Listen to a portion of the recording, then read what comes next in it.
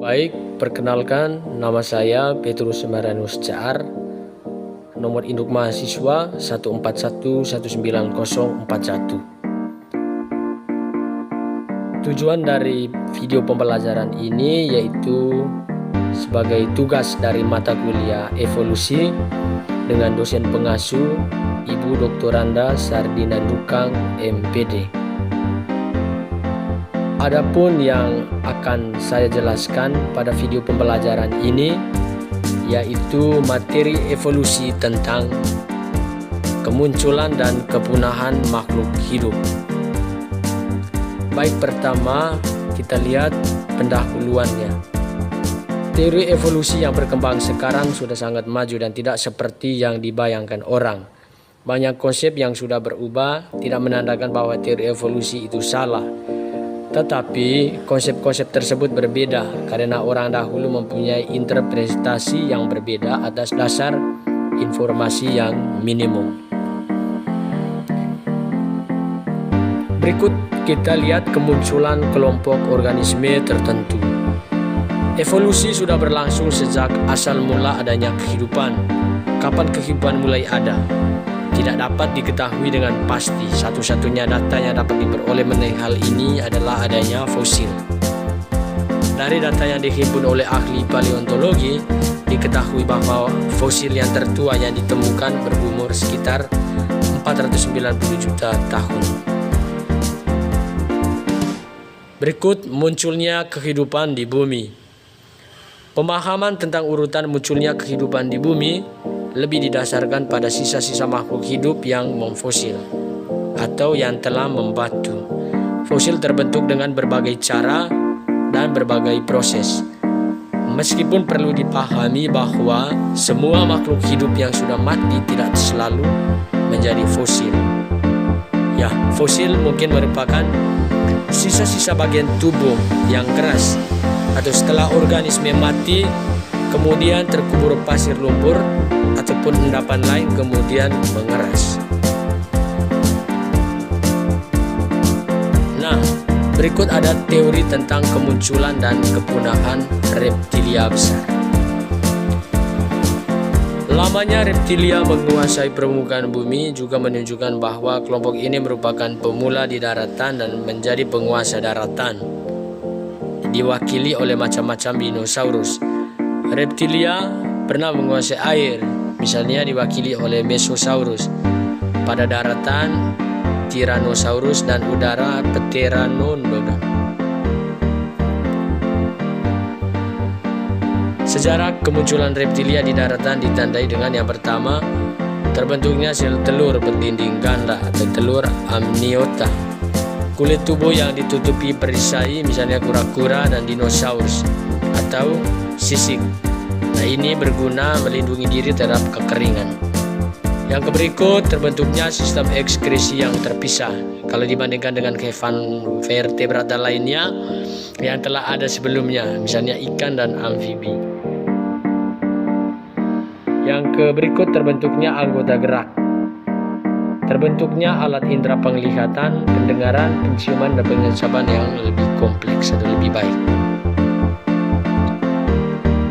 Nah, yang berikut kita lihat kepunahan. Kepunahan dalam biologi berarti hilangnya keberadaan dari sebuah spesies atau sekelompok takson. Nah, sekarang kita melihat beberapa teori mengenai kemunculan dan kepunahan organisme. Teori yang pertama di sini yaitu teori pergerakan benua dan terbentuknya Pangea. Akibat bergeraknya benua, maka jumlah panjang pantai menjadi sangat pendek dibandingkan dengan keadaan apabila bumi terdiri dari banyak benua. Hal ini menyebabkan sejumlah besar organisme laut yang hidup di air dangkal akan punah. Teori yang kedua, teori vulkanisme. Mengingat contoh vulkanisme akan menimbulkan perubahan yang besar di suatu daerah, letusan suatu gunung berapi juga dapat berlangsung berbulan-bulan dan akibatnya paling tidak mempengaruhi sebagian muka bumi. Teori yang ketiga, teori meteorit atau supernova. meteorit berukuran sangat besar yang menabrak bumi dan menyebabkan perubahan iklim global. Selain menimbulkan gempa bumi, akan memberikan akibat yang serupa dengan letusan Gunung Merapi. Teori yang keempat, teori glasiasi. Turunnya hujan salju selama 1 minggu di kota Roma menjadi berita lama di tahun 1987. Hal ini disebabkan karena kota Roma tidak setiap tahun kedatangan salju. Teori yang berikut, teori air bah. Akibat hujan beberapa hari saja sudah dapat menaikkan air sampai beberapa meter, di daerah muara dapat sampai belasan meter. Teori epidemi atau pandemi. Kematian massal suatu organisme, misalnya setelah glasiasi atau banjir, sering memusnahkan organisme yang terdapat di daerah tersebut dan juga akan menimbulkan berbagai macam penyakit. Ada proses pembusukan besar-besaran, ada juga penyakit berkembang dengan pesat karena sanitasi yang tidak baik atau buruk. Yang berikut, teori naiknya suhu muka bumi atau greenhouse effect. Adanya jumlah CO2 yang besar akan menyebabkan temperatur muka bumi naik. Hal ini disebabkan oleh karena CO2 akan membentuk lapisan yang menghambat masuknya sinar matahari. Akibatnya, setiap pemanasan pada siang hari akan tetap bertahan pada malam hari. Dengan demikian, udara akan semakin bertambah panas. Yang teori yang berikut yaitu teori radiasi ultraviolet dan lubang ozon. Lubang ozon menimbulkan mutasi pada organisme karena kemampuannya menembus sel dan memotong DNA atau deoksiribonukleat asid. Teori yang berikut yaitu teori berkembangnya mamalia kecil setelah perubahan temperatur global. Mamalia kecil diperkirakan mulai berkembang di muka bumi tidak lama setelah kemunculan reptil. Sebelumnya mamalia tertekan perkembangannya karena bersaing dengan dinosaurus.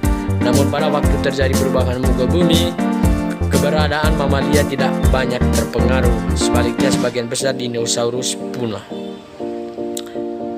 Nah, teori yang berikut, teori campur tangan manusia. Nah, hal ini terutama berlaku untuk buaya, penyu, dan kura-kura besar, atau hal ini berlaku untuk hewan reptilia. Nah, penyebabnya adalah karena over harvesting dan over exploiting untuk kesenangan sekelompok orang dan rasa keamanan kelompok yang lain. Baik, sekian materi dari saya. Terima kasih. Salam sejahtera untuk kita semua.